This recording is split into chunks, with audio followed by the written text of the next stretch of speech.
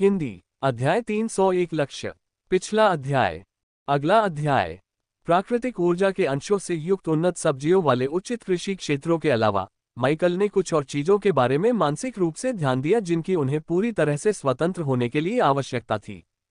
फिलहाल कृषि से संबंधित योजनाओं के अलावा यह क्षेत्र भोजन, पानी या अन्य संसाधनों के लिए आयातित वस्तुओं पर निर्भर नहीं था, लेकिन उसे लगा कि अगर उसने अपने क्षेत्र के विकासात्मक परिवर्तनों के अनुरूप थोड़ा सा भी अनुकूलन नहीं किया तो भविष्य में ये स्थिति बदल जाएगी। विकास के मार्ग में थोड़ा सा बदलाव करने से भविष्य को लेकर उनकी सारी चिंताएं पूरी तरह से दूर हो जानी चाहिए। जाल के अलावा उचित रक्षात्मक तंत्र भी काफी मददगार साबित होंगे। उच्च श्रेणी की शत्रुता के गोले को भी नजरअंदाज नहीं किया जाना चाहिए, माइकल ने अपनी लंबी सैर से लौटते हुए बुदबुदाया।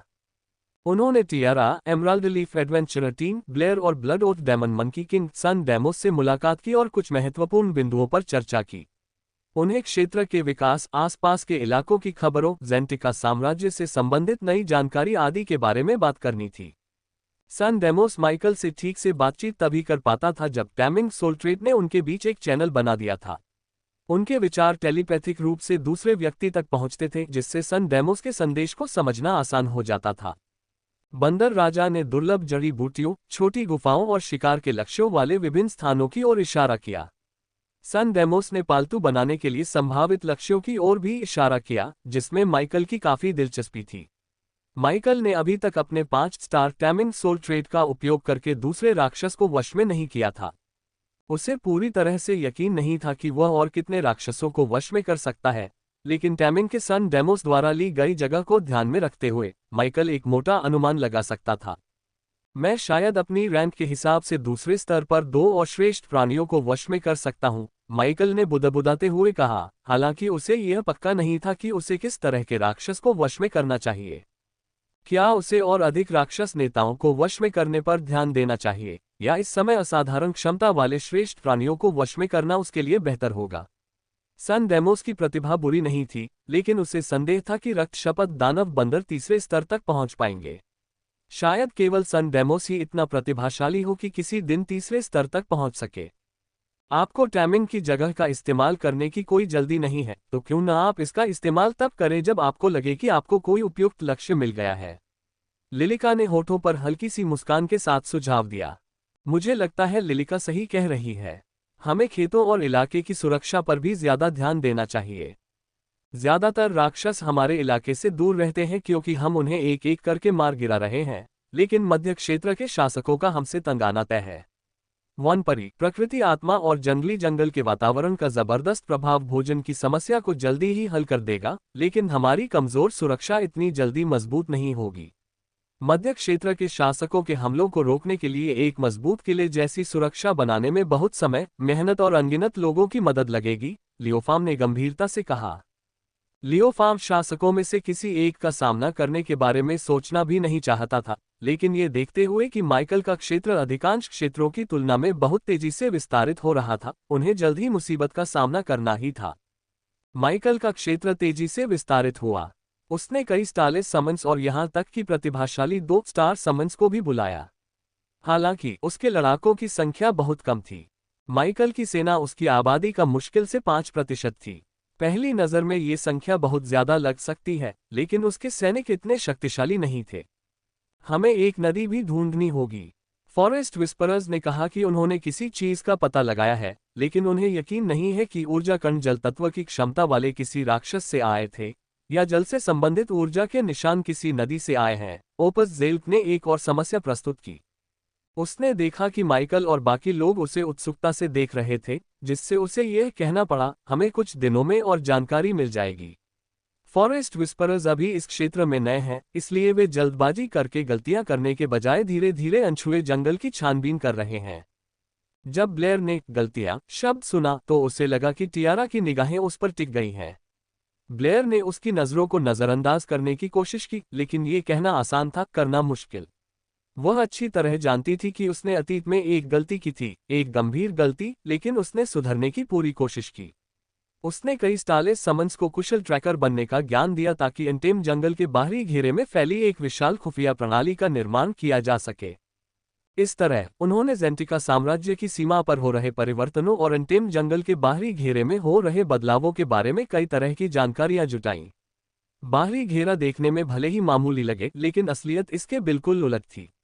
ऐसा लगता था कि कैस्पिल्स द्वारा पूरी तरह नष्ट किए जाने के बाद दर्जनों राक्षसी समूह वापस लौट आए थे और उन्होंने अपनी संख्या बढ़ाने का काम शुरू कर दिया था।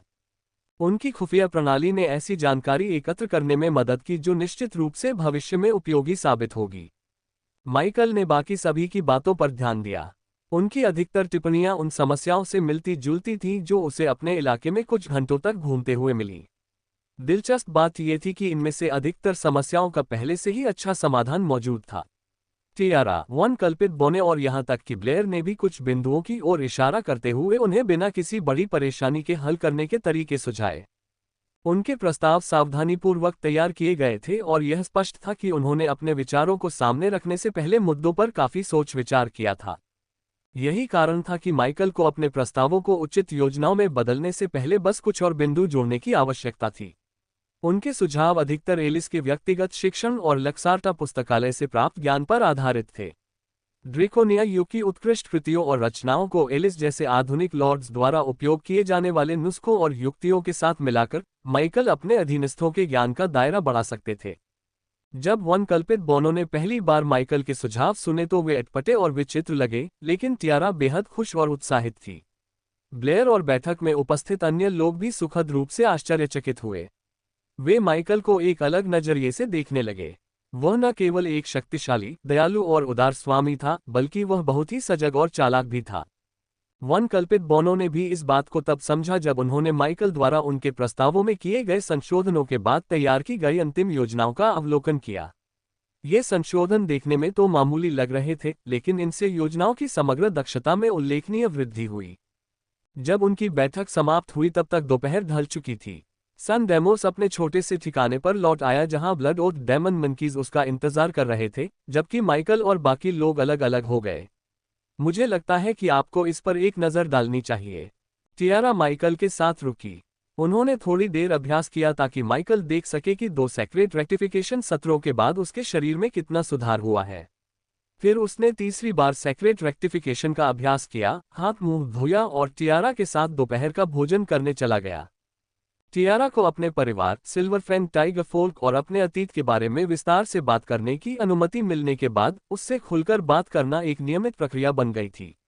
माइकल को अभी भी समझ नहीं आ रहा था कि वसीयत ने अचानक टियारा पर लगी कुछ पाबंदियों को क्यों हटा दिया, लेकिन यह अच्छी बात थी। टियारा को अपने परिवार और सिल्वरफैंग्स के बारे में बात करने में बहुत अच्छा लगा, और माइकल को उसकी बातें सुनने और अपने संदेह और चिंताओं को साझा करने में सुकून मिला। जब तक उसने अपना व्यायाम समाप्त किया, शाम हो चुकी थी। हालांकि माइकल को अभी इतनी थकान नहीं हुई थी कि वह सो जाए।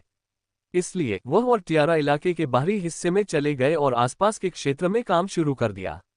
दरअसल माइकल ने एक्सट्रैक्शन मशीन का उपयोग करके उन विशाल पेड़ों को हटाया जो कई अन्य पेड़ों के विकास में बाधा डाल रहे थे, और उन झाड़ियों को भी हटाया जिनकी जड़ें बहुत दूर तक फैल गई थीं, जिससे अभी लगाए जाने वाले अन्य पौधों का विकास रुक गया था।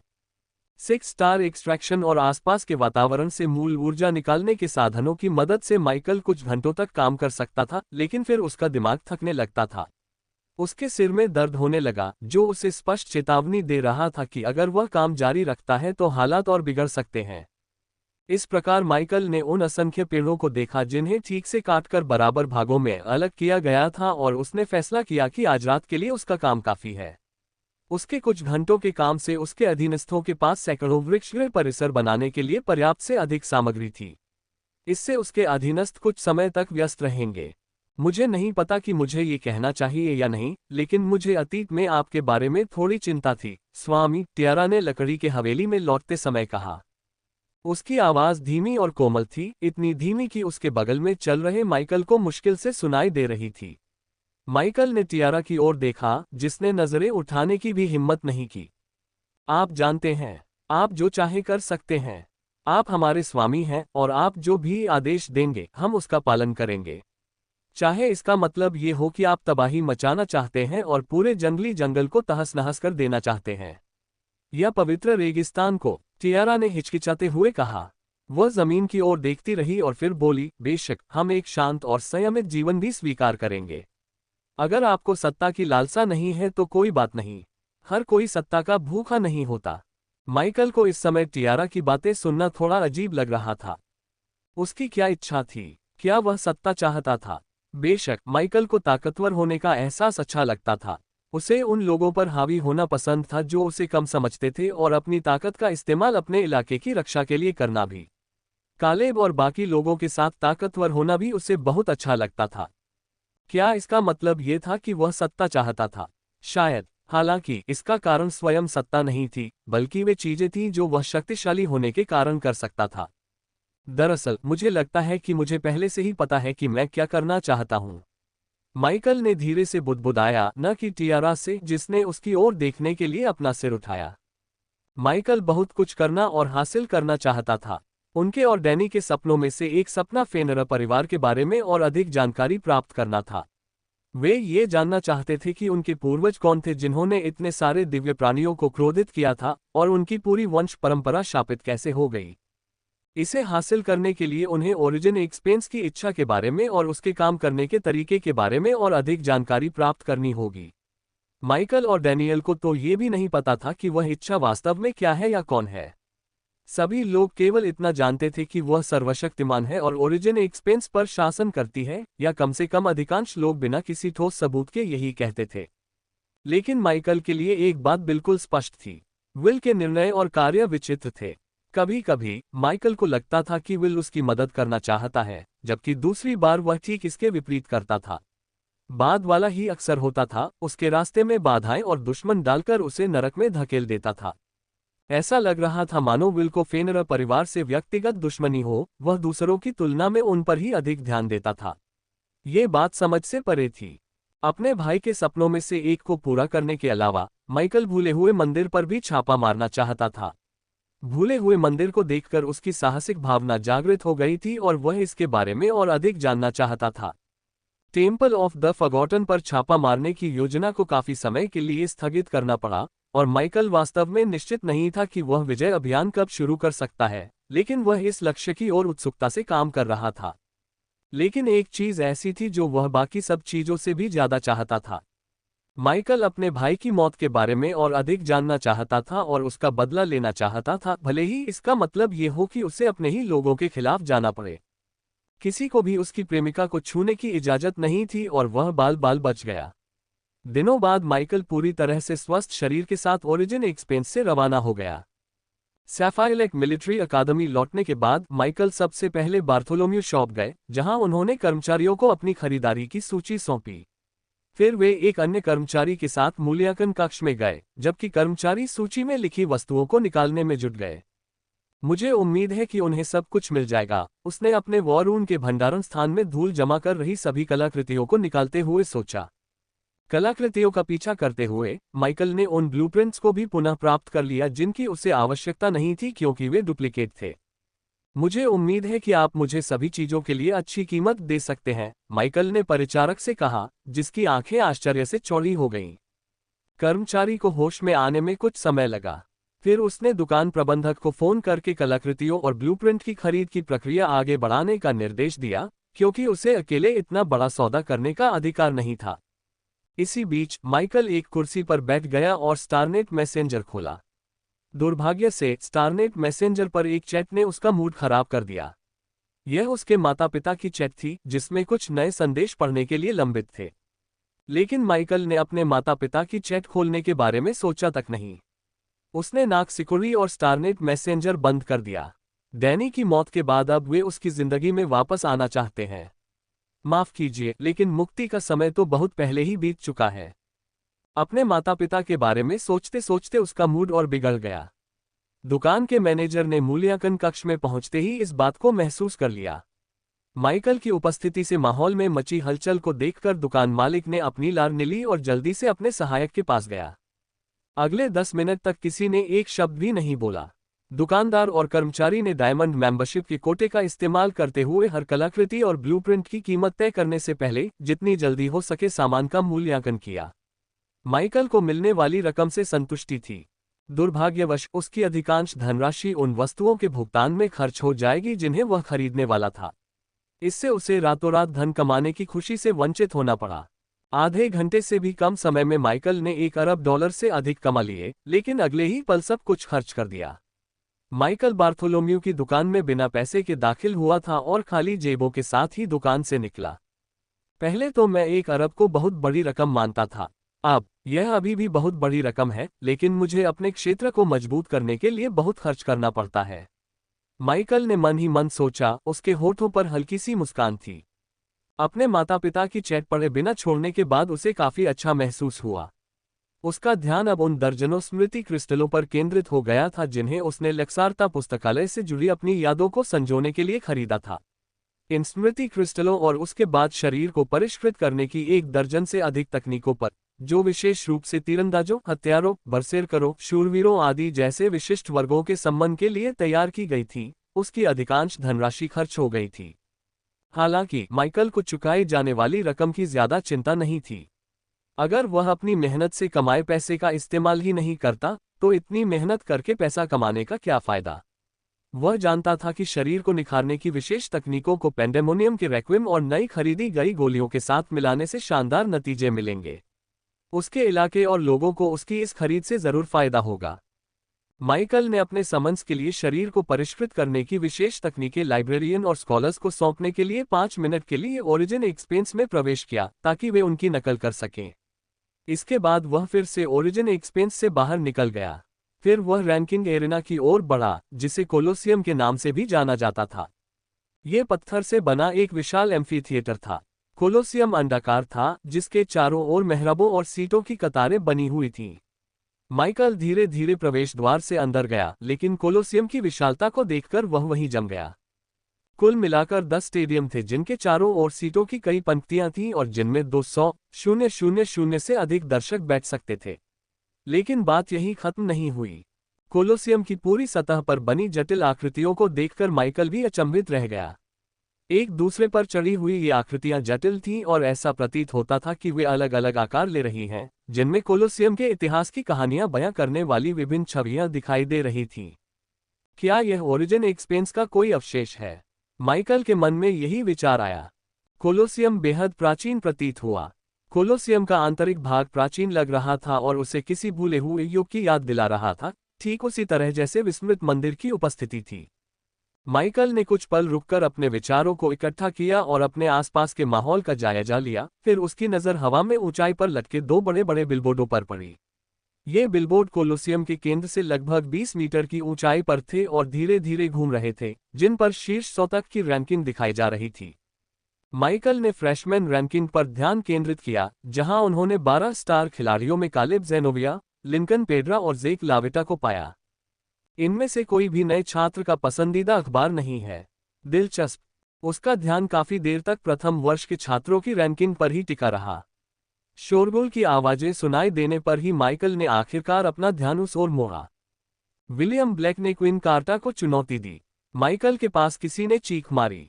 आखिरकार सूर्य को चुनौती मिल ही गई, एक और आवाज उसके कानों तक पहुंची। माइकल की नजरें रैंकिंग बोर्ड पर वापस गईं, जहां उसने क्विन कार्टा का नाम सुनहरे अक्षरों में लिखा देखा और उसके नाम के ठीक बगल में सूर्य का चिन्ह खुदा हुआ था। क्विन कार्टा प्रथम वर्ष का सितारा था। दूसरी ओर विलियम ब्लैक रैंकिंग बोर्ड में 10वें स्टार के रूप में रैंक किए गए थे। मुझे लगता है कि आपको इस पर एक नज़र डालनी चाहिए। ब्लैक परिवार कुलीन वर्ग से था। वे मामूली कुलीन थे, लेकिन इसका मतलब यह नहीं था कि विलियम ब्लैक को कम आंका जाए। उनकी सोलट्रेड पिछली कुछ शताब्दियों में उनके परिवार द्वारा जागृत की गई सोलट्रेड से कहीं अधिक शक्तिशाली थी। वे ब्लैक परिवार की आशा और भविष्य थे और परिवार की अधिकांश आय निवेश के रूप में उन्हीं को प्राप्त होती थी। माइकल को धुंधला सा याद था कि कालेब ने विलियम ब्लैक के बारे में बात की थी। कालेब काफी समय से रैंकिंग बोर्ड को चुनौती दे रहा था और उसने कहा था कि विलियम ब्लैक उसके सबसे कठिन दुश्मनों में से एक था। यहां तक कि उसका 7 स्टार फ्रोजन नोवा भी विलियम की सुरक्षा को भेदने के लिए काफी शक्तिशाली नहीं था। बेशक इसका मुख्य कारण ये था कि कालेब अभी तक फ्रोजन नोवा की पूरी शक्ति का इस्तेमाल नहीं कर पाया था, लेकिन फिर भी यह आश्चर्यजनक था कि कोई कालेब के हमले को पूरी तरह से रोक सकता था। यही कारण था कि माइकल को विलियम ब्लैक का नाम याद था।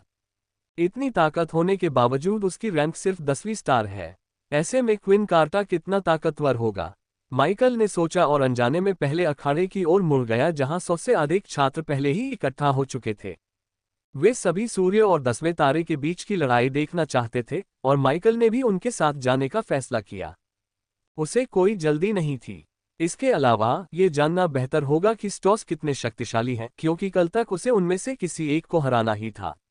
उनकी युद्ध क्षमता का विश्लेषण करना और फ्रेशमैन स्टॉस के खिलाफ रणनीति तैयार करना निश्चित रूप से उसे चुनौती देने के समय तैयार रहने में मदद करेगा। माइकल। पीछे से आए एक जानी पहचानी आवाज ने माइकल का ध्यान खींचा। वह मुड़ा और उसने लिंकन को जीक के साथ देखा। मुझे उम्मीद नहीं थी कि तुम यहां मिलोगे, माइकल के शरीर को देखने से पहले लिंकन ने कहा। माइकल ने अपनी बात पर हल्की सी मुस्कान बिखेरी और उसके कंधे पर हल्के से थपथपाते हुए कहा, तुम्हें वापस देखकर अच्छा लगा। माइकल ने देखा कि जीक ने सहमति में हल्के से सिर हिलाया। अगर ईगल आइज की निष्क्रिय शक्ति न होती तो माइकल को जीक का सिर हिलाना दिखाई भी नहीं देता। उसे अपनी हंसी रोकनी पड़ी और बदले में उसने लिंकन की पीठ थपथपाई। क्या तुम लोग यहाँ किसी चुनौती के लिए आए हो या सूर्य को 10वें तारे से लड़ते देखने के लिए? उसने अपने दोनों बचपन के दोस्तों से पूछा, जो उत्सुकता से पहले अखाड़े की ओर मुड़ गए। मैं कहूंगा दोनों। हमारा एक मुकाबला लगभग 1 घंटे में निर्धारित है, लेकिन विलियम द्वारा क्विन को चुनौती देने की खबर सुनकर हम जल्दी आ गए। उनकी प्रतिद्वंद्विता वाकई दिलचस्प है, लिंकन ने माइकल को हल्के से पहले अखाड़े की ओर धकेलते हुए जवाब दिया। चलो साथ मिलकर लड़ाई देखते हैं। माइकल किसी भी हालत में लड़ाई देखना चाहता था। वह लिंकन और जीक के साथ पहली पंक्ति में बैठ गया ताकि लड़ाई की हर छोटी से छोटी बात को ध्यान से देख सके। वैसे क्विन कार्टा कौन है? मुझे नहीं लगता कि मैंने उसका नाम पहले कभी सुना है। क्या वह मेरी तरह है? माइकल ने हल्के फुल्के अंदाज में पूछा जब उसने अखाड़े में आमने सामने खड़े 2 युवकों को देखा। माइकल अपने सवाल से क्विन का मजाक नहीं उड़ा रहा था, लेकिन यह आमतौर पर माना जाता था कि बड़े परिवारों के वंशज मजबूत सोलिट्रेट्स के साथ पैदा होते हैं। उच्च स्तरीय और शक्तिशाली उच्च श्रेणी के सोलिट्रेट से जागृत आत्माओं में प्रतिभाशाली संतान उत्पन्न होने की संभावना अधिक होती है, क्योंकि उनके डीएनए की क्षमता अधिक होती है। हालांकि इस अत्यधिक शक्तिशाली डीएनए के कारण विभिन्न कारणों से प्रजनन दर कम होती है। जागृत पुरुष अपनी शक्ति बढ़ाकर अपनी आयु बढ़ाते हैं, लेकिन जागृत महिलाओं के पास जन्म से ही सीमित संख्या में अंडाणु कोशिकाएं होती हैं। शक्ति बढ़ने और आयु बढ़ने से शरीर में बदलाव आता है और अंडाणु कोशिकाएं लंबे समय तक धीरे धीरे निकलती रहती हैं। दूसरी ओर पुरुषों के वीर्य की शक्ति भी उनकी शक्ति बढ़ने के साथ बढ़ती है। उन्हें अपने बच्चे के जीवित रहने के लिए एक शक्तिशाली जागृत महिला की अंडाणु कोशिका की आवश्यकता होती है। दोनों ही मामलों में अपवाद थे, लेकिन वे दुर्लभ थे और यही कारण था कि बड़े परिवारों के अधिकांश वंशजों को खजाने की तरह माना जाता था। लेकिन तब भी कुछ अपवाद थे, बिल्कुल माइकल की तरह। वंशवर्धन बेहद शक्तिशाली था। इसने उसे बहुत मजबूत बनने और कुलीन वंशजों को टक्कर देने में मदद की, भले ही उसके पूरे परिवार ने उसे भविष्य का शक्तिशाली व्यक्ति बनने के लिए पोषित नहीं किया था। इन वंशजों को जो प्रशिक्षण मिला उसने उन्हें बदल दिया। इसने उनका बचपना छीन लिया और उसकी जगह उन्हें परिपक्वता और अनुशासन सिखाया। कम से कम उच्च परिवारों और कुलीन वर्ग के कुछ वंशजों के मामले में तो यही सच था। उन्हें छोटी उम्र से ही उनकी जिम्मेदारियों के बारे में सिखाया गया था और ये बताया गया था कि उन्हें अपने परिवार को सम्मान और गौरव दिलाने के लिए सर्वश्रेष्ठ बनना होगा। ये बात कालेब, लिंकन और जीक को भी सिखाई गई थी। उन पर कई जिम्मेदारियां थीं और उन्हें अक्सर एक सामान्य किशोर की तरह जीवन जीने की अनुमति नहीं थी। लेकिन यही वजह थी कि जब माइकल ने नए छात्रों के सूरज को घूरकर देखा तो वह इतना भ्रमित हो गया था। क्विन कार्टा अपने चेहरे पर एक जीवंत मुस्कान लिए हल्के हल्के उछल कूद कर रहा था। विलियम ब्लैक से लड़ने को लेकर वह बिल्कुल भी घबराया हुआ नहीं लग रहा था। इसके विपरीत वह थोड़ा मूर्खतापूर्ण ढंग से मुस्कुरा रहा था। मैं समझ गया कि तुम क्या कहना चाहते हो, क्विन। अलग है, जीक ने कोलोसियम में उनसे मिलने के बाद पहली बार बोलते हुए कहा। माइकल ने जीक की ओर देखा, इस उम्मीद में कि वह कुछ और कहेगा। हालांकि जीक ने केवल अखाड़े की ओर इशारा किया और कहा, बस लड़ाई देखो। क्विन कार्टा एक उच्च कुलीन परिवार से ताल्लुक रखता है जो 1 दशक पहले तबाह हो गया था। क्विन के जन्मदिन पर डार्क हेवंस के सदस्यों ने कार्टा परिवार पर हमला किया। परिवार के सभी सदस्य मौजूद थे, फिर भी केवल क्विन ही बच पाया। जाहिर है उस समय क्विन अपने दादा के साथ था और उसके दादा ने उसे बचाने के लिए अपनी सर्वोच्च शक्ति का इस्तेमाल किया, लिंकन ने माइकल से कहा जब उसने देखा कि उसका दोस्त युद्ध के मैदान को बेसुध होकर घूर रहा है। उस दिन हम न केवल पहली बार डार्क हेवंस से हारे, बल्कि हमने एक उच्च कुलीन परिवार और मानव जाति के कुछ गिने चुने छठे स्तर के शक्तिशाली व्यक्तियों में से एक को भी खो दिया। वह सचमुच एक भयानक दिन था, ज़ीक ने धीरे से कहा। जब माइकल ने उसकी तरफ देखा तो उसने नजरें फेर लीं। ऐसा लग रहा था मानो ज़ीक उस दिन के बारे में बात ही नहीं करना चाहता था। लिंकन ने ज़ीक की पीठ थपथपाई और फिर माइकल को अपने करीब खींच लिया। उसकी बहन की शादी क्विन के भाई से हुई थी। उस घटना में दोनों की मौत हो गई, लिंकन ने फुसफुसाते हुए कहा। माइकल ने ये सुनकर सोचा कि उसे इस घटना के बारे में और कुछ नहीं कहना चाहिए। इसलिए उसने अपना ध्यान वापस युद्ध क्षेत्र की ओर मोड़ दिया, जहां क्विन और विलियम युद्ध शुरू होने का इंतजार कर रहे थे। क्विन का पालन पोषण अन्य उच्च कुलीन वंशजों से बिल्कुल अलग था, क्योंकि उसका पूरा परिवार एक दशक पहले ही मर चुका था। माइकल को पूरा यकीन था कि क्विन को बहुत सारा धन विरासत में मिला होगा, शायद अपने परिवार की गुप्त तकनीकें भी, लेकिन इन सब बातों का महत्व इस बात से कहीं अधिक था कि शक्तिशाली लोग उसके प्रशिक्षण, अध्ययन और कार्यों पर ध्यान दे रहे हों।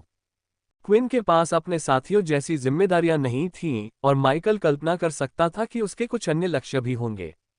अगर मैं उसकी जगह होता तो मैं डार्क हेवंस को अंजाम देने के लिए पर्याप्त मजबूत बनने का प्रयास करता, माइकल ने उस युवक को देखते हुए सोचा जिसके सुनहरे बाल हवा में लहरा रहे थे। क्विन कार्टा का शरीर देखने में कुछ खास नहीं था। उसकी त्वचा बेदाग गोरी थी और वह दुबला पतला था। उसका शरीर स्पष्ट रूप से गठीला होने के बजाय एथलेटिक दिखने के लिए गढ़ा गया था। उसकी मांसपेशियां सुस्पष्ट थीं और उसकी सुनहरी आंखें जोश से भरी थीं। उसकी आंखों की चमक चकाचौंध कर देने वाली थी। मजे की बात यह है कि विलियम ब्लैक क्विन से बिल्कुल अलग दिखता था। उसके लंबे काले बाल थे जो पोनीटेल में बंधे हुए थे। उसकी गहरी आंखें आसपास की रोशनी को सोख लेती थीं, और उसकी सुगठित त्वचा उसकी उभरी हुई मांसपेशियों को और भी ज्यादा उभारती थी। जैसे ही दोनों प्रतियोगी अखाड़े के विपरीत छोरों की ओर बढ़े, माइकल ने अपनी तीव्र दृष्टि का पूरा इस्तेमाल किया। कुछ ही देर बाद एक जोरदार घंटी बजने के साथ ही लड़ाई शुरू हो गई। जब क्विन और विलियम दोनों हरकत में आए तब भी अखाड़े में घंटियों की गूंज सुनाई दे रही थी। विलियम ने काले रंग का कवच धारण किया, अपने बाएं हाथ में एक पतली लंबी तलवार और दाएं हाथ में एक खंजर ले लिया। फिर उसने जमीन पर पैर पटका और तेजी से आगे बढ़ा। जैसे ही वह आगे बढ़ा, उसके नीचे की जमीन से अंधेरा फूट पड़ा और उसकी परछाई तेजी से फैलती गई, विलियम के पैरों और पिंडलियों को ढक लिया, जिसके परिणामस्वरूप अचानक उसकी गति में जबरदस्त उछाल आया। विलियम के आगे बढ़ने पर क्विन टस से मज नहीं हुआ। उसने दो चांदी के खंजर और चमड़े का कवच प्रकट किया, लेकिन वह अपनी जगह से हिला नहीं। इसके बजाय उसने अपनी सोलिट्रेट का इस्तेमाल किया, जिससे उसके पूरे शरीर पर सुनहरे निशान प्रकट हो गए। सुनहरे निशान जटिल और पेचीदा थे। उन्होंने स्वाभाविक रूप से आसपास के वातावरण में भारी दबाव उत्पन्न किया और दूर दूर तक के वातावरण को बदल दिया। हालांकि माइकल युद्ध क्षेत्र से 50 मीटर से अधिक दूर बैठा था, फिर भी वह भारी दबाव को महसूस कर सकता था। ड्रैगन माइट, माइकल ने अचानक कहा जब उसे याद आया कि यह परिचित उपस्थिति क्या थी। यह पौराणिक अंगूठी कलाकृति के अजगर की शक्ति से अधिक शक्तिशाली था, लेकिन लाल अजगर की उपस्थिति से कमजोर था। फिर भी ये स्पष्ट रूप से एक अजगर की उपस्थिति थी जो क्विन के पूरे शरीर को ढके सुनहरे निशानों के भीतर निवास करती थी। ये निशान उसके चेहरे पर सबसे ज्यादा स्पष्ट थे, जिससे क्विन का पहले से ही सुंदर चेहरा एक उत्कृष्ट कृति में तब्दील हो गया था। क्विन के चेहरे पर सुनहरे निशान देखकर माइकल को मानना पड़ा कि क्विन अलौकिक रूप से सुंदर था। यह एक अजीब सा एहसास था। क्विन ने अपने पूरे शरीर में ऊर्जा प्रवाहित करके अपनी शक्ति को बढ़ाया और ड्रैगन के निशान चमकने लगे। उसने अपने पैरों को जमीन से ऊपर उठाया और तेजी से आगे बढ़ा, पलक झपकते ही 10 मीटर से अधिक की दूरी तय कर ली। वह विलियम के बगल में प्रकट हुआ और बेरहमी से उसकी गर्दन पर वार किया। विलियम ने तुरंत प्रतिक्रिया करते हुए जमीन से एक अंधेरे की दीवार खड़ी कर दी, जिसने क्विन के वार को रोक दिया। हालांकि क्विन के हमले को पूरी तरह रोकने के बजाय खंजर की गति केवल धीमी हो गई। इससे विलियम को अपना खंजर उठाकर क्विन के हमले को रोकने के लिए पर्याप्त समय मिल गया। लेकिन क्विन के खंजर को रोका जा सकता था, उससे पहले ही वह गायब हो गया। क्विन खंजर के साथ गायब हो गया, जिससे उसका प्रतिद्वंद्वी एक पल के लिए भ्रमित हो गया। वे विलियम के पीछे फिर से प्रकट हुए, जिसका सिर प्रथम वर्ष के सूर्य के गायब होते ही क्विन की ओर घूम गया था। मुझे लगता है कि आपको इस पर एक नज़र डालनी चाहिए। ये स्पष्ट था कि विलियम क्विन की शक्तियों से अवगत था। प्रथम वर्ष के छात्रों की रैंकिंग में भाग लेने वाले प्रत्येक छात्र को रैंक में ऊपर आने के लिए अपनी कुछ शक्तियों का प्रदर्शन करना पड़ता था। अपनी शक्तियों के उजागर होने के बाद कई छात्रों ने अपने विरोधियों के शक्तिशाली सोलर ट्रेड्स का मुकाबला करने के लिए रणनीतियां बनाईं। विलियम ब्लैक ने क्वीन कार्टा का लंबे समय तक अध्ययन किया था और वह जानता था कि प्रथम वर्ष के छात्र का सन आमतौर पर कैसे लड़ता है। उसके ड्रैगन मार्क ने उसकी चपलता, निपुणता और समझ को असाधारण रूप से बढ़ा दिया था। लेकिन बात यही खत्म नहीं होती थी। इन मार्क की बदौलत क्वीन अंतरिक्ष में छलांग लगा सकता था, भले ही वह थोड़ी ही दूरी हो। विलियम ने महीनों तक क्वीन से लड़ने की तैयारी की थी और आखिरकार वह उसे हराने के लिए तैयार था। विलियम ने अपनी सोल ट्रेड डार्कनेस मैनिफेस्टेशन का उपयोग करके जमीन से कई अंधेरी लताएं निकाली। लताएं क्वीन के पैर से लिपट गईं और उसे जमीन पर जकड़ लिया। उन्होंने अंतरिक्ष में कूदने की उसकी क्षमता को सीमित कर दिया, जिससे क्वीन की युद्ध क्षमता में भारी कमी आ गई। हालांकि घबराने के बजाय क्वीन ने बस मुस्कुरा दिया। उसने अपना खाली दाहिना हाथ दिखाया, जिसे देखकर कई छात्र चौंक गए। विलियम को तब एहसास हुआ कि क्वीन का हथियार गायब हो गया है जब क्वीन उसके पीछे टेलीपोर्ट हो गया। वह मुड़ने ही वाला था कि तभी उसे अपनी गर्दन के पास से कुछ तेजी से गुजरने का एहसास हुआ। उसकी गर्दन को ढकने वाली अंधकार की झिल्ली पल भर में कट गई और अंधकार के अवशेष चारों दिशाओं में बिखर गए, जबकि क्वीन ने अपने मन और मूल ऊर्जा का उपयोग करके खंजर जैसी कलाकृति को हवा में घुमा दिया। ड्रैगन मार्क ने उसके शरीर के भीतर मौजूद मूल ऊर्जा की घनत्व और शुद्धता को इतना बढ़ा दिया कि वह आसानी से खंजर जैसी कलाकृति को नियंत्रित कर सके। कलाकृति उसकी इच्छा के अनुसार हवा में गतिमान हुई। इसने उसके पैर के चारों ओर लिपटी हुई अंधकार की लताओं को काट डाला और क्वीन को मुक्त कर दिया। क्वीन पर जरा भी दबाव नहीं दिख रहा था। इसके विपरीत वह इतना अधिक दबाव महसूस कर रहा था जितना कि अधिकांश द्वितीय श्रेणी के लॉर्ड बिना पसीना बहाए सहन नहीं कर सकते थे।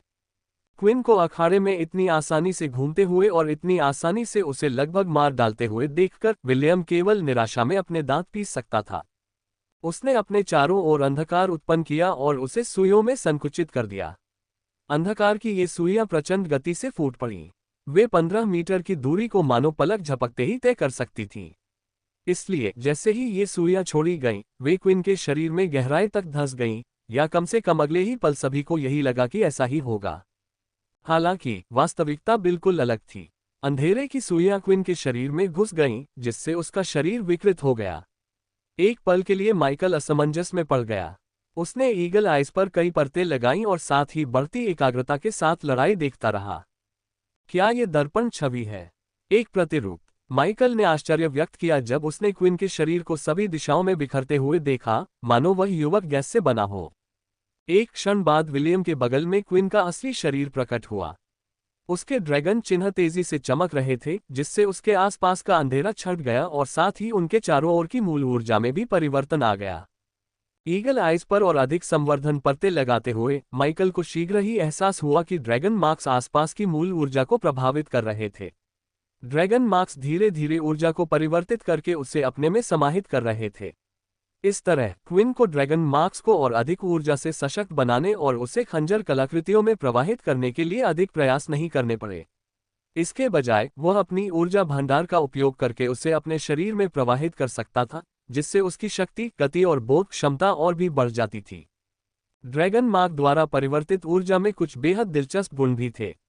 ये हानिकारक पदार्थों को प्रतिकर्षित करती थी, जिससे ये सुनिश्चित होता था कि विलियम का अंधकार क्वीन को उसके टेलीपोर्टेशन के बाद कहीं भी स्पर्श न कर सके। माइकल को ये काफी मददगार लगा, लेकिन ड्रैगन मार्क और टेलीपोर्ट करने की क्षमता में नंगी आंखों से दिखने वाली चीजों से कहीं अधिक रहस्य छिपे थे। कई स्तरों के संवर्धन से उन्नत ईगल आइज के कारण माइकल आसपास के वातावरण में मूल ऊर्जा के कणों को स्पष्ट रूप से देख सकता था।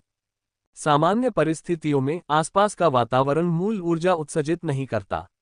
हालांकि कोलोसियम ने युद्ध के दौरान ओरिजिन एक्सपेंस के वातावरण की नकल करने के लिए स्वाभाविक रूप से मूल ऊर्जा उत्सर्जित की। माइकल ईगल आइज से मूल ऊर्जा के कणों और ऊर्जा की धाराओं को देख सकता था, एक बार पूरी तरह से मुक्त होने और कई स्तरों के संवर्धन से संवर्धित होने के बाद। यह अधिकांश मामलों में उपयोगी नहीं हो सकता है, लेकिन इस समय यह असाधारण रूप से सहायक था। उत्पत्ति ऊर्जा को देखने की क्षमता ने उन्हें ड्रैगन मार्क और क्वीन की टेलीपोर्ट करने की क्षमता के बीच स्पष्ट अंतर बताने में सक्षम बनाया। क्या ड्रैगन मार्क क्वीन की एकमात्र सोलर ट्रेट है? क्या ये बहुत ज्यादा शक्तिशाली नहीं है? माइकल ने जानबूझकर थोड़ा बड़ा चढ़ाकर पूछा, जिस पर लिंकन और जीक दोनों ने सहमति में सिर हिलाया। उसका ड्रैगन मार्क बहुत शक्तिशाली है।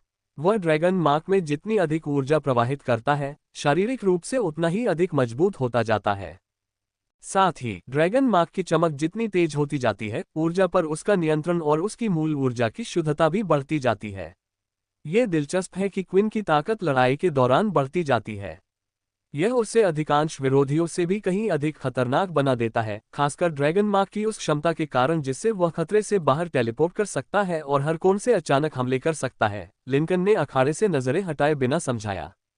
लेकिन माइकल केवल गहरी भौहें चढ़ा सकता था। क्या आप लोगों को सच में लगता है कि उसके पास केवल एक ही सोल ट्रेट है? बताना थोड़ा मुश्किल था, लेकिन माइकल को लगा कि क्विन के ड्रैगन मार्क्स का अंतरिक्ष में छलांग लगाने की उसकी क्षमता से कोई लेना देना नहीं है। ड्रैगन मार्क्स और अंतरिक्ष में छलांग लगाने की क्षमता एक दूसरे के पूरक थे, लेकिन वे एक समान नहीं थे। ये दोनों शक्तियां पूरी तरह से अलग अलग आत्मिक गुण थे।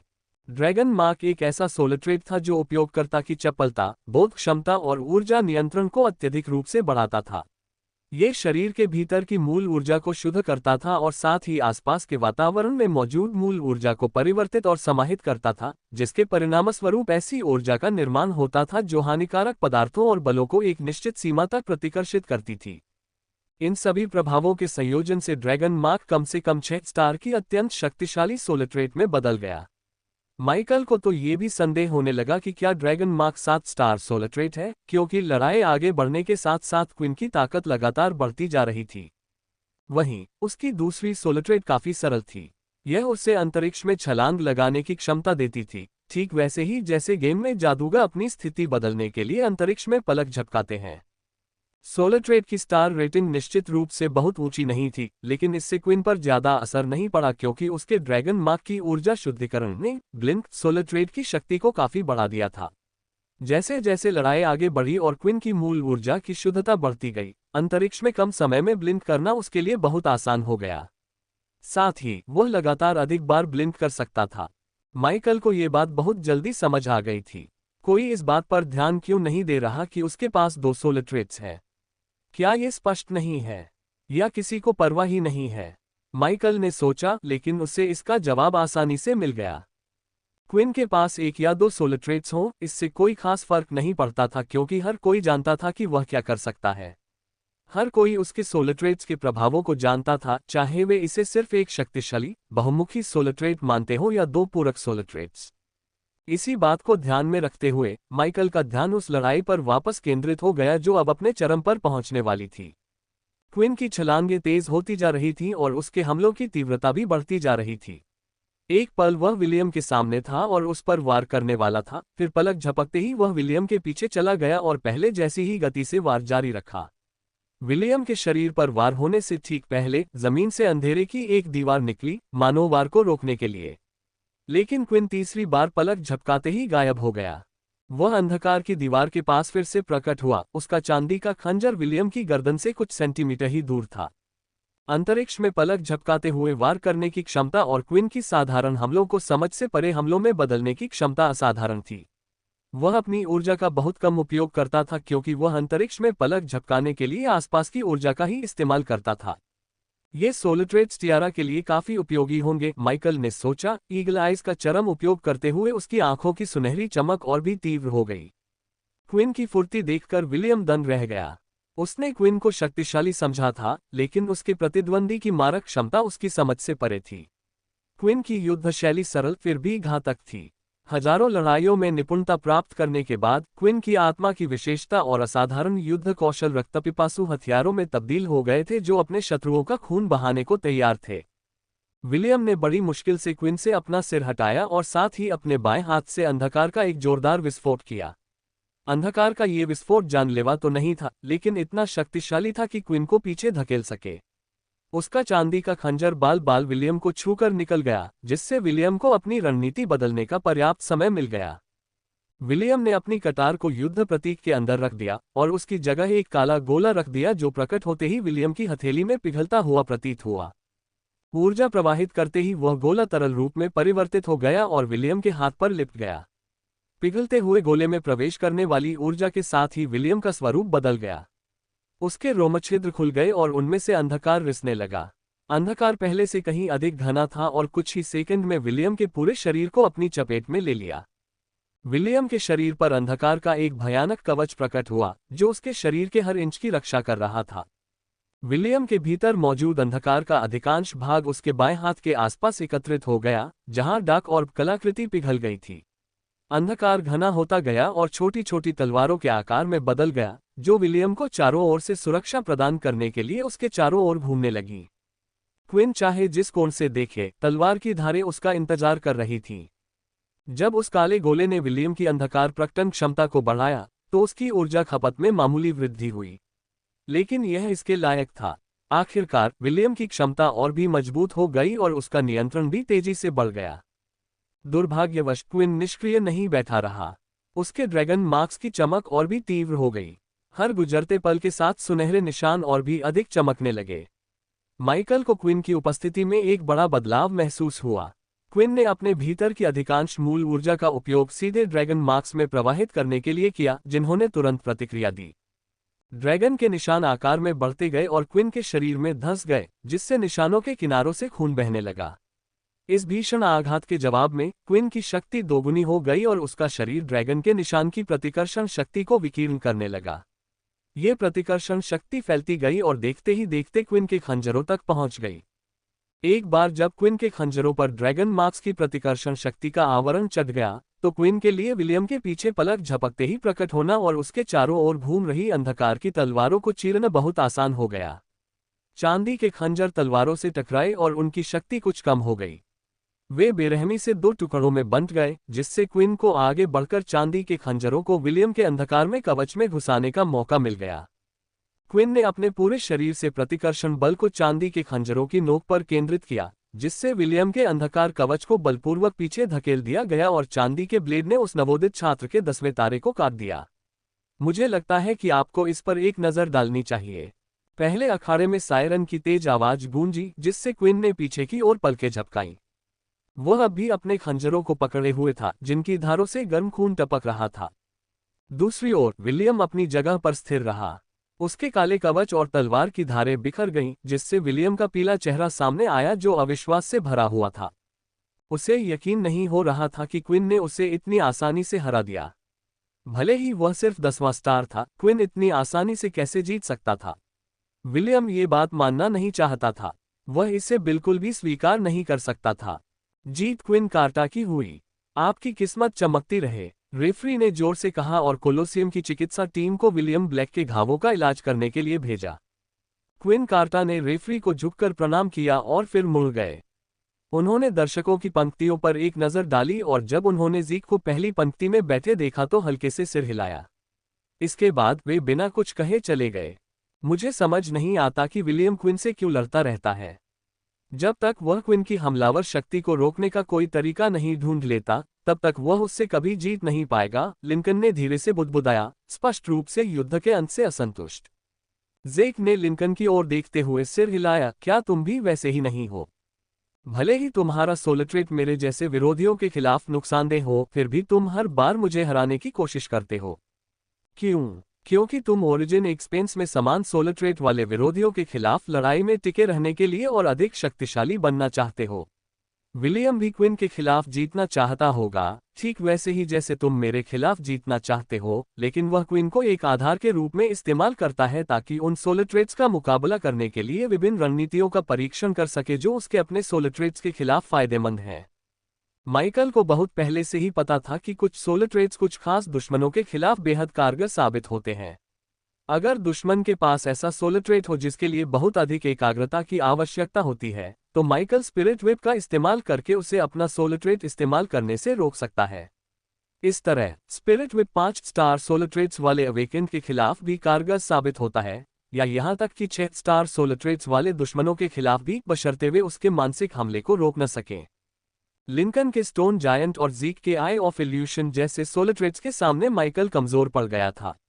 असल में माइकल को अभी भी आई ऑफ इल्यूशन की शक्ति को रोकने का कोई तरीका नहीं पता था। मानसिक हमलों को रोकना बहुत मुश्किल था, खासकर तब जब आपको ये पक्का पता न हो कि आप ज़ीक के भ्रम में फंस चुके हैं या उसके सोलट्रेट का असर अभी आपके शरीर और इंद्रियों पर पूरी तरह से नहीं हुआ है। अब जब माइकल के पास प्रबलित तलवार ची है, तो वह केवल लिंकन के स्टोन जायंट का ही सामना कर सकता है। अपने सोलर ट्रेड्स और एक्सट्रैक्शन को मिलाकर माइकल को लिंकन के सोलर ट्रेड से निपटने का पूरा भरोसा था, जो कि 6 स्टार एक्सट्रैक्शन और 5 स्टार प्रबलित तलवारची के बिना संभव नहीं होता। लिंकन का सोलर ट्रेड काफी शक्तिशाली था और पृथ्वी पर नियंत्रण, अर्ध रूपांतरण और टैंक जैसी रक्षा पर बहुत अधिक केंद्रित था। Stone giant solar trade 3-6 star solar trades का संयोजन था, लेकिन यही बात लिंकन के खिलाफ लड़ाई को दिलचस्प बनाती थी। अब तुम क्या करोगे? मैंने सुना है कि तुम्हारी सजा तय हो गई है और तुम्हें अंतरआयामी ध्वज युद्ध में भाग लेना होगा। इसका मतलब है कि तुम आज कोलोसियम में 12 सितारों में से एक बनने आए हो, है ना? ज़ीक ने माइकल से पूछा। वह सामान्य से कहीं ज्यादा बोल रहा था। ऐसा लग रहा था मानो क्विन और विलियम के बीच हुई लड़ाई ने ज़ीक में बदलाव ला दिया हो।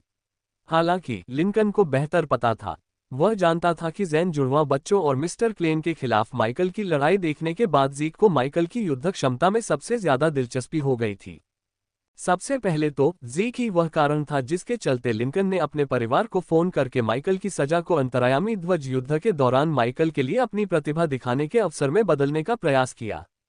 मुझे लगता है अंतरआयामी ध्वज युद्ध में भाग लेना अच्छा ही है। इसने मुझे एक लक्ष्य दिया है और मुझे उस रास्ते पर वापस लाने में मदद की है जिस पर मुझे चलना चाहिए। शायद, खैर, मुझे कल तक 12 सितारों में से एक बनना होगा, नहीं तो आप सब मेरे बिना ही बरसेर्कर्स और वॉरलॉक सैंटोस से युद्ध विनिमय के लिए निकल जाएंगे। माइकल ने बिना किसी दबाव के कहा। उसने भले ही 10वें स्टार और नौसिखिए के सूर्य की युद्ध क्षमता देखी हो, लेकिन माइकल इस बात से भी अवगत था कि अधिकांश जागृत लोगों की तुलना में उसे क्या लाभ प्राप्त था। जब तक वह ज़ीक या क्विन को चुनौती नहीं देता, तब तक सब ठीक रहेगा। उसने मन ही मन कंधे उचका दिए। यह थोड़ा निराशाजनक था कि उसे अंतरआयामी ध्वज युद्ध में भाग लेने के लिए बैटल एक्सचेंज में उपस्थित होना पड़ा और वहां 3 लड़ाइयां जीतनी पड़ी, लेकिन यह बिल्कुल वैसा ही था जैसा उसने पहले कहा था। एक लक्ष्य को हासिल करने की चाहत ने माइकल को आगे बढ़ने के लिए प्रेरित किया। इसने उसे होश में आने और अतीत की घटनाओं में उलझने के बजाय भविष्य की ओर देखने के लिए मजबूर किया। शायद यही वह धक्का था जिसकी उसे पटरी पर वापस आने के लिए जरूरत थी। इसलिए झुंझलाहट से प्रेरित होने के बजाय माइकल को लगा कि कोलोसियम, बैटल एक्सचेंज और फ्लैग वॉर में होने वाली लड़ाइयों का इंतजार करना कहीं बेहतर है। अंततः इन सभी घटनाओं से उसे और अधिक मजबूत बनने में मदद मिलेगी, और उसे वास्तव में ताकत की जरूरत थी। माइकल को बस इतना करना था कि वह फ्रेशमैन रैंकिंग में 12वें स्टार तक पहुंच जाए। दुर्भाग्यवश उसे 12 सितारों में से किसी एक को चुनौती देने से पहले कुछ शर्तों को पूरा करना था, अन्यथा सैफायरलेक मिलिट्री अकादमी में हर कोई हर समय 12 सितारों को चुनौती दे सकता था। यह आवश्यकता एक प्रतिबंध थी ताकि यह सुनिश्चित किया जा सके कि 12 सितारों को अन्य छात्रों की चुनौतियों को स्वीकार करने के लिए पूरे दिन कोलोसियम में न रहना पड़े। सबसे पहले माइकल को रैंकिंग में शीर्ष 100 में प्रवेश करना था। एक बार ऐसा हो जाने के बाद माइकल को 12 स्टार खिलाड़ियों में से किसी एक को चुनौती देने से पहले लगातार 5 चुनौतियां जीतनी थीं। उन्होंने अभी तक 12 सितारों पर अपना गहन शोध शुरू नहीं किया था और वे ऐसा उन छात्रों के आने की प्रतीक्षा करते हुए करेंगे जिन्हें उन्होंने चुनौती दी थी। अधिकांश छात्र अपना अधिकांश समय ओरिजिन एक्सपेंस में ही बिताते थे। सिस्टम को शीर्ष 500 रैंकिंग में किसी ऐसे व्यक्ति को ढूंढने में समय लग सकता था जो खाली हो और जिसे वह चुनौती दे सके। इसी बात को ध्यान में रखते हुए माइकल ने अन्य सितारों के बारे में शोध किया। मैं क्विन को चुनौती नहीं दूंगा और विलियम भी थोड़ा परेशान करने वाला लगता है। एक्सट्रैक्शन शायद उसके डार्कनेस मैनिफेस्टेशन के खिलाफ काम करता है, लेकिन मैं नहीं चाहता कि अभी सबका ध्यान एक्सट्रैक्शन पर केंद्रित हो। माइकल ने थोड़ा असमंजस में महसूस करते हुए सोचा। वह एक्सट्रैक्शन का खुलेआम इस्तेमाल करने में जरा भी नहीं हिचकिचाता था, हालांकि वह अपनी दूसरी सोल ट्रेड्स पर ध्यान देना ज्यादा पसंद करता था। माइकल ने देखा कि कुछ परिवारों ने उसकी युद्ध क्षमता पर ध्यान दिया था, वरना वे उसे अंतरआयामी ध्वज युद्ध में भाग लेने के लिए मजबूर करके दंडित नहीं करते। ध्वज युद्ध में बैटल एक्सचेंज में भाग लेना शामिल था, जहां हर कोई उसकी लड़ाइयों को देख और रिकॉर्ड कर सकता था ताकि उसके सोलर ट्रेड्स का सही विश्लेषण किया जा सके। बैटल एक्सचेंज के मानव प्रतिनिधियों में शामिल होने के लिए उसे कम से कम 6 लड़ाइयां लड़नी आवश्यक थीं। 6 लड़ाइयां उसके अधिकांश सोलर ट्रेड्स का विश्लेषण करने के लिए पर्याप्त से अधिक होंगी, बशर्ते वह उनकी पूरी शक्ति का प्रदर्शन करे। चूंकि उसे इस बात का यकीन नहीं था कि प्रभावशाली परिवार उसके सोल ट्रेड्स, विशेष रूप से एक्सट्रैक्शन के बारे में पता चलने पर उसके साथ क्या करेंगे, इसलिए माइकल थोड़ा हिचकिचाया। सौभाग्य से उसकी झिझक ज्यादा देर तक नहीं टिकी। सिस्टम को एक ऐसा छात्र मिल गया जिसने शीर्ष 500 छात्रों को दी गई चुनौती को तुरंत स्वीकार कर लिया। माइकल ने प्रथम वर्ष के 10वें स्टार और सन के बीच हुए मुकाबले के आधे घंटे से भी कम समय बाद पहले अखाड़े में प्रवेश किया। अखाड़े के अंदर कदम रखने के बाद माइकल ने कोलोसियम द्वारा अपने प्रतिद्वंद्वी के बारे में दी गई जानकारी के टुकड़ों को सरसरी तौर पर देखा। सिलास मिलर 18 साल का और पीक टियर 1 पर। वाह, माइकल थोड़ा हैरान था। उसे उम्मीद नहीं थी कि उसका प्रतिद्वंदी केवल पहले टियर के शिखर पर होगा। क्या मैं अभी से इतना बिगड़ा हुआ हूं? माइकल मन ही मन हंसा। जाहिर है हर कोई 18 साल की उम्र में दूसरे स्तर तक नहीं पहुंचता। डैनी दूसरे स्तर तक पहुंचने के समय पहले से ही 20 साल का था। हर कोई लिंकन और बाकी लोगों जितना तेज नहीं होता। कालेब, लिंकन और जीक जैसे दिव्य प्रतिभाओं से घिरे होने के कारण माइकल की अन्य लोगों की शक्ति के बारे में राय पूरी तरह बदल गई। वह वास्तव में शीर्ष 500 में शामिल सभी लोगों को शक्तिशाली सोलर ट्रेड्स वाला टियर 2 लॉर्ड मानता था। हालांकि कड़वी सच्चाई ने उसे वास्तविकता में वापस ला दिया। कालेब और अन्य लोग न केवल असाधारण रूप से शक्तिशाली आत्मा गुणों वाले विलक्षण प्रतिभावान थे, बल्कि उनके पास ऊर्जा अवशोषण की सर्वोत्तम तकनीकें और संसाधन भी थे जिनके बारे में अधिकांश लोग केवल सपने ही देख सकते थे। वे अकेले ही उच्च स्तरीय राक्षसों का शिकार कर सकते थे और अपनी परिष्करण क्षमता को तेजी से बढ़ाने के लिए ऊर्जा का प्रवाह प्राप्त कर सकते थे। इसके अलावा उनके पास शुरुआत से ही युद्ध में भाग लेने वाले राक्षसों का एक बड़ा समूह था। उनके परिवार ने उन्हें नामित आह्वान स्क्रॉल देकर उनकी रक्षा की और यह सुनिश्चित किया कि उनके वंशजों के राक्षस उनके लिए शिकार करें, जिससे उन्हें अतिरिक्त ऊर्जा प्राप्त हो। अपनी जन्मजात प्रतिभा और परिवार के असाधारण सहयोग के बल पर कालेब, लिंकन, जीक और अन्य लोग अपने साथियों की तुलना में अपनी ताकत और रैंकिंग में काफी अंतर पैदा करने में कामयाब रहे। उनमें से अधिकांश तो अपने से 1 या 2 साल बड़े लोगों से भी अधिक बलवान थे। लेकिन बड़े परिवारों के वंशजों के लिए यह कोई असामान्य बात नहीं थी, बल्कि उनके लिए बलवान होना बिल्कुल सामान्य बात थी। आखिरकार माइकल और उसके दोस्तों के बीच भी एक अंतर था। इस समय तो कालेब की निपुणता का स्तर भी माइकल से कहीं अधिक था, लेकिन ये स्वाभाविक ही था। माइकल ने अपनी चोटों से उबरने में कई सप्ताह बर्बाद कर दिए थे। उसने अपने भाई की मृत्यु को स्वीकार करने और फिर से जीवन में लौटने में काफी समय बिताया। अंत में माइकल को अपने युद्ध प्रतीक को परिष्कृत करने के लिए दूसरों की तुलना में कहीं अधिक मूल ऊर्जा की आवश्यकता थी। आखिरकार उसके पास 4 स्टार या उससे ऊपर के 7 सोलर ट्रेड्स थे। लेकिन माइकल ने कभी भी अपने वॉर रून की परिष्करण क्षमता के आधार पर दूसरों से प्रतिस्पर्धा नहीं की। इसके बजाय माइकल ने कालेब और अन्य लोगों से सीधे मुकाबले में अपनी ताकत का भरपूर इस्तेमाल किया। अपनी निपुणता बढ़ाने की जल्दबाजी भी मददगार नहीं थी। माइकल के पास करने के लिए बहुत कुछ था और सुधार करने के लिए बहुत कुछ था, इसलिए उसे लगता था कि अगर वह अपने युद्ध प्रतीक को आगे बढ़ाने के लिए खुद पर दबाव डालेगा तो यह उसकी बुनियाद के लिए हानिकारक होगा। जब माइकल विचारों में डूबा हुआ था, तभी साइलस मिलर ने चुनौती स्वीकार करने के ठीक 10 मिनट बाद अखाड़े में प्रवेश किया। नमस्कार, मैंने आपको अभी तक कोलोसियम में नहीं देखा है। कोलोसियम के फोरम पर भी आपके बारे में कोई जानकारी नहीं है। लगता है कि मैं ही आपका पहला परिचित हूं। साइलस मिलर ने होठों पर एक प्यारी सी मुस्कान के साथ कहा। उसने पहले चेनमेल आर्टिफैक्ट प्रकट किया, फिर मॉर्निंग स्टार वेपन आर्टिफैक्ट, जिसे उसने कुशलतापूर्वक घुमाया।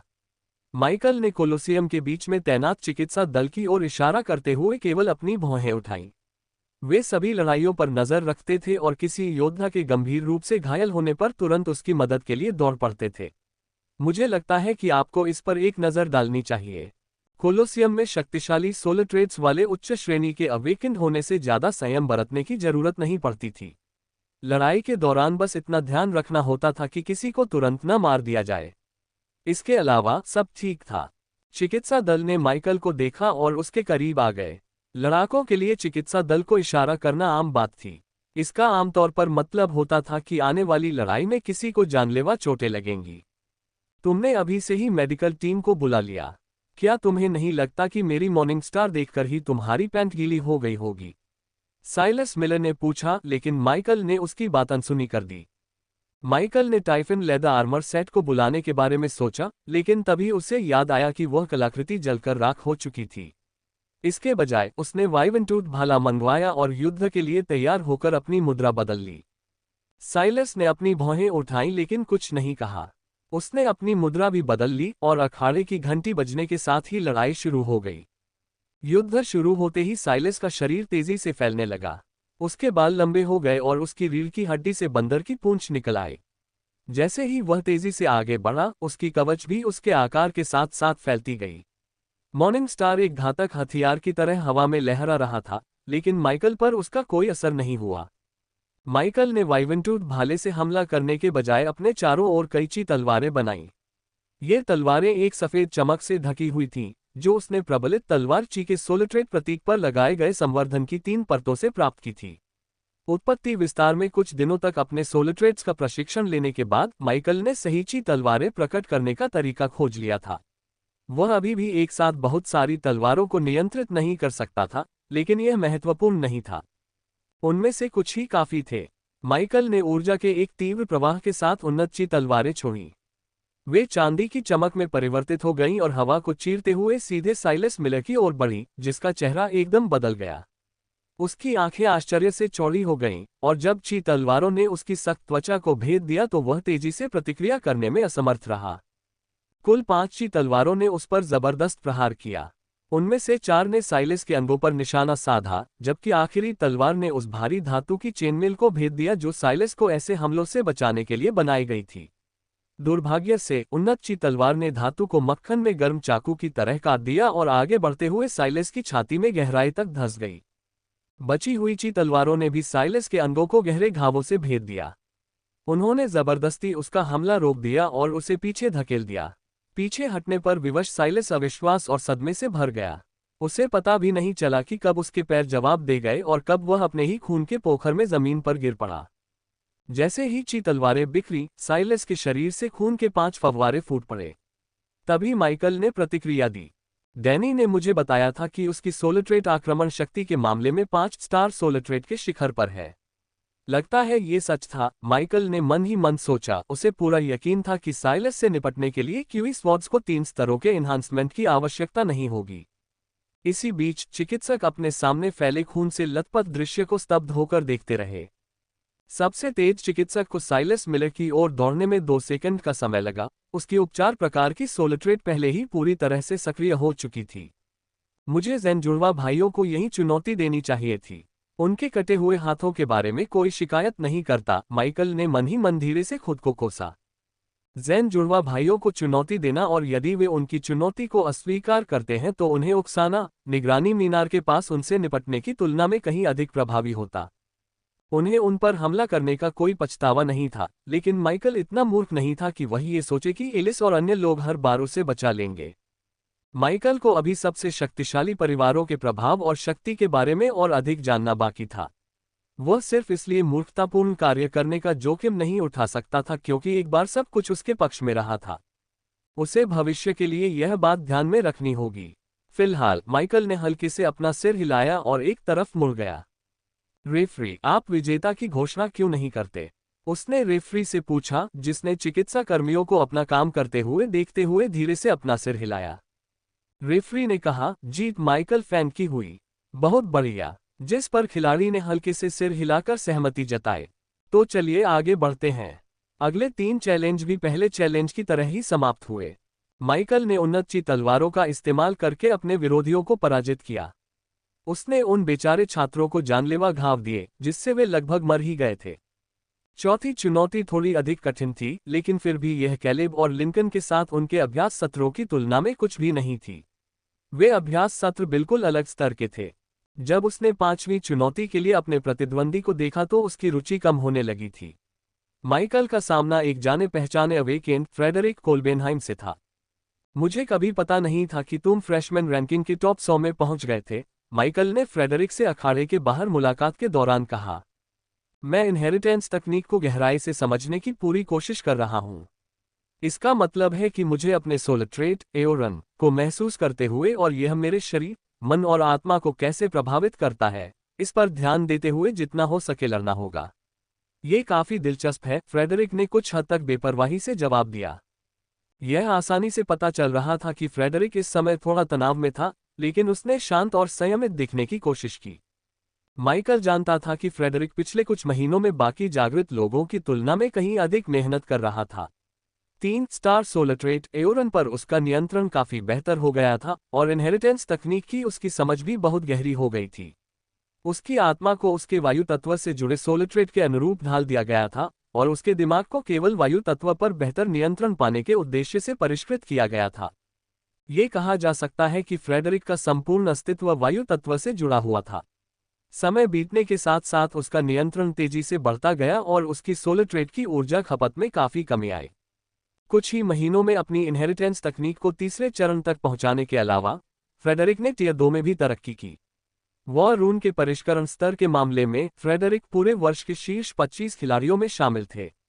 यह उपलब्धि उनकी कड़ी मेहनत का प्रमाण है, जिसके दम पर उन्होंने खुद को मजबूत बनाया और माइकल से अंतर कम किया।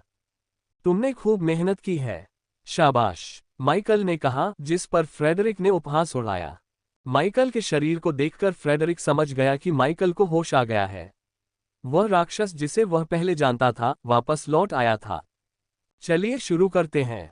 हमें आपस में औपचारिक बातें करने के बजाय ये दिखाना चाहिए कि हम कितने मजबूत हो गए हैं, फ्रेडरिक ने अखाड़े की ओर मुड़ते हुए कहा। वह पहले अखाड़े में दाखिल हुआ और बेसब्री से माइकल का इंतजार करने लगा। फ्रेडरिक के स्वभाव को देखकर माइकल सुखद रूप से आश्चर्यचकित हुआ। ऐसा लग रहा था कि पिछले कुछ महीनों में उसमें काफी बदलाव आ गया है। शायद उसे यह एहसास हो गया था कि वह कोई विलक्षण प्रतिभा वाला छात्र नहीं है और सैफायलेक मिलिट्री अकादमी में असली विलक्षण प्रतिभा वाले छात्रों से प्रतिस्पर्धा करने के लिए उसे कड़ी मेहनत करनी होगी। Possessing a 3-star soul trait was a grave disadvantage compared to the prodigies with 5-star or even 6-star soul traits. However, controlling a 3-star soul trait with high mastery and proper techniques, such as the inheritance technique that focused on attuning the entire being to the soul trait, meant that Frederick was most likely stronger than most lords with 4-star soul traits. Maybe even some lords with 5-star soul traits and a war rune on the same rank would have issues dealing with Frederick. That was also why Michael was a little curious. His fight with Frederick was supposed to be unpredictable. Once Michael entered the arena, the challenge between Michael Fang and Frederick Kolbenheim started soon after. Michael Fang summoned Dragon Might and the Wyvern-Tooth Spear. He readied himself the next moment and paid attention to Frederick's movements. However, all Frederick did was summon a large staff. The staff had a large emerald crystal embedded at the top. It released a bright sheen as Frederick came in touch with the staff that began conjuring strong winds around him in response. Fight! The referee's shout rung through the surrounding alongside the arena's bell. Both Michael and Frederick moved simultaneously. Michael instinctively exerted eagle eyes with 3 layers of enhancement to see the traces of origin energy all over the arena. Afterward, he conjured 6 chi swords that were released with a burst of energy. Michael then shot forward by kicking the ground with a tremendous force. Frederick had seen some of Michael's challenges, so he had an inkling of what would happen next. He didn't advance toward Michael, knowing that the silver swords would come for him. Instead, he coated his entire body in strong winds, all while focusing on his lower body to enhance his agility drastically. His weight decreased and he began to move through the surrounding rapidly. Frederick moved left and right without losing any momentum. He evaded the chi swords easily and conjured invisible wind swords in response. The invisible wind swords were one of Frederick's deadliest attacks. Frederick released them without hesitation as Michael closed in. However, the invisible wind swords didn't even make it past his Wyvern-Tooth Spear, forget reaching Michael. Michael had coated the Wyvern-Tooth Spear in the power of extraction. He applied several layers of enhancement as well, further strengthening the natural weapon artifact. Thereafter, Michael moved rapidly, cutting through the invisible wind sword and extracting bits of the energy that held them together. Once they lost these bits of energy, the entire foundation of the compressed wind swords collapsed. The winds that had been compressed prior were released at once, turning the deadly attacks into warm gusts that brushed against Michael's face. Don't think that I will fall into the trap of your invisible winds again, Michael thought, the corner of his lips curling up. I think you should take a look at. He was aware of the invisible winds Frederick could conjure. They consumed more energy, but they were also deadlier than the greenish hue that coated his winds normally. The greenish hue around the winds Frederick controlled exposed his plans quite easily normally. That was also why Frederick used mind games against his opponent by relying on a combination of the winds controlled normally and the natural invisibility of winds he controlled using a unique elemental technique. But to Frederick's dismay, it didn't matter whether Frederick attacked him with invisible elemental attacks, or if he used the wind swords coated in the greenish hue. He could see the invisible wind swords just as well thanks to enhanced eagle eyes. Michael pushed forward, evading several wind blades from all directions with subtle motions. He didn't have to make any big moves against the wind blades that bombarded upon him from all the directions. Instead, he could destroy the most annoying attacks while evading the rest without losing too much momentum. By the time Michael finished evading all attacks, the distance between him and Frederick decreased to less than 5 meters. Frederick was pushed into a corner due to Michael's precise movements, creating the opportunity Michael had been waiting for. He created a spirit whip with several layers of enhancement and lashed out at Frederick. However, a quarter of a second before the spirit whip impacted, Frederick unleashed a powerful wall of winds. The winds moved rapidly and wrapped around Michael, instantaneously lifting him from the ground. In a second, the wall of winds had turned into a typhoon that drained most of Frederick's energy. But Frederick was ready to use his entire energy as long as he could throw Michael out of the arena that way. After sparring with Michael for months, Frederick knew that Michael was extremely strong in terms of physical strength. He was also aware that Michael had an offensive type soul trait with which he could issue mental attacks. Mental attacks were Frederick's biggest worry while tackling an opponent. Unfortunately, he couldn't make up for his lack of mental fortitude for the time being. He had to focus his whole attention on his inheritance technique first, otherwise he would fall back. Thus, by allowing Michael to close in, Frederick was already ready to exploit the Colosseum's rules to the peak.